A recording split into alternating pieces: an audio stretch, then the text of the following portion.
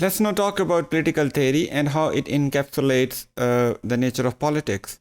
The both concepts of political theory and the politics are important to be understood uh, if we want to conduct a deep critical discourse analysis of political discourse, because there is a lot of knowledge related to critical discourse analysis which comes to us through critical theory. And if we fail to understand critical theory, probably the task of doing a comprehensive or detailed critical discourse analysis would become even more difficult. A political theory at a general level may be defined as a body of knowledge which covers various aspects of a state or which is related to the phenomena of state. If we just demystify both these terms, we can see that theory is a body or is a collection of systematic knowledge comes to us through some expert opinions or some top-notch, deeply examined experiments, or maybe from any other source. Whereas the word political is a matter of public concern, something which is related to the welfare of the people. According to David Held, we can see political theory is a network of concepts and generalizations about political life, and it is not reduced to there only. It also deals with the nature, purpose, and key features of government, state, and society.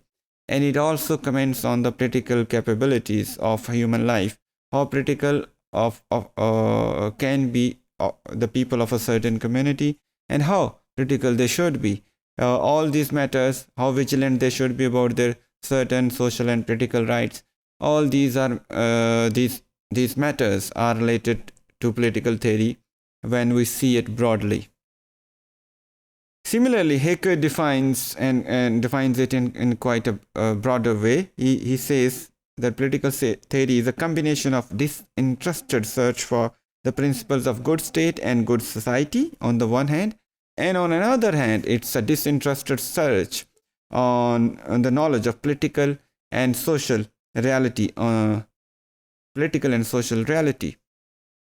Catlin expresses almost similar views, and he says political theory includes political science and political philosophy both.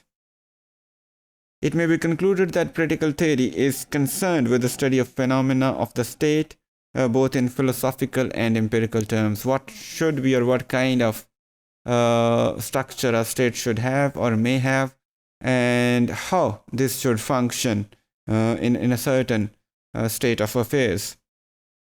It not only involves explanation, description, and prescription, but it also involves evaluation of various governments and states from both moral and philosophical perspectives. And this is very important because since we know in politics we have exchange ideas, maybe arguable ideas, but these ideas do have certain evaluation of various views prevailing in various societies of the world. Because politics is concerned with decision making, political discourse is inherently deliberative. And what do we mean by being deliberative? Through deliberation, we sort out an issue by looking into the arguments in its favor or in its opposition. We bring out or we reach out a conclusion after proper deliberations. Critical discourse is deliberative even when it is conducted by particularly bad or undemocratic ways or examples of deliberation. May the proper democratic procedure is not followed, but still critical discourse would remain deliberative because some kind of exchange of ideas in favor or against a certain point of view is still conducted.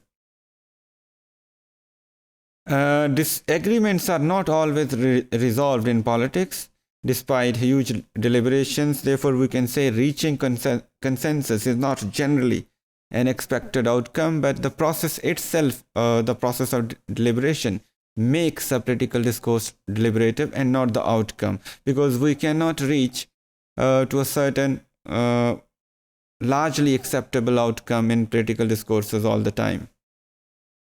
The existence of a social group speaking a language different from the language of the majority is very much a political issue. And we can see that this gives rise to the question of minority groups. When we have a group who speaks a language different from the majority group or the official language of the state, it gives rise to the question of their freedom and their minority rights. And this is how we get these things through deliberations.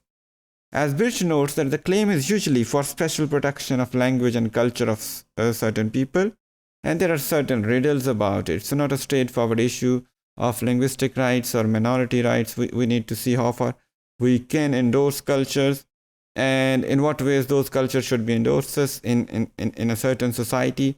And we always have political mechanisms to talk about these things also. One of them, the argument is that language and cultures are not right-bearing entities. Well, this is a very, in general terms, we might say this is a very strict point of view, that language and culture are not right-bearing entities. This can easily be disposed of, as it can be formulated that individuals have the right to speak the language of the social group with which they initially identify.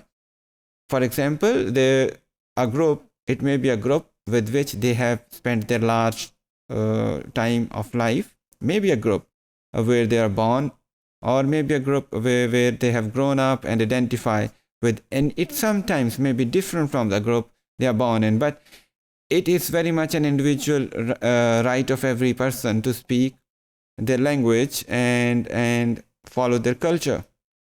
In which case the problem returns to the domain of individual rights and arguably the domain of the right of expression.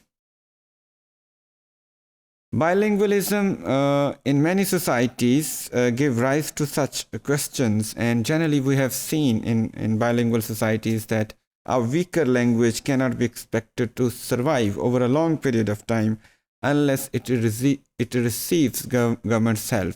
So in bilingual societies, people lose their linguistic or social identities because most of the time because of a powerful, strong official language or the language of a majority group. So all these domains are also related to political discourse, and we need to understand that the language in which most of the political discourse is generated in a society may be a powerful language in that society. So all these issues of using multiple languages in a society, the deliberative nature of political discourse, as well as the nature, aspects, and constitution of political theory are relevant to the overall study of critical discourse analysis in the domain of politics.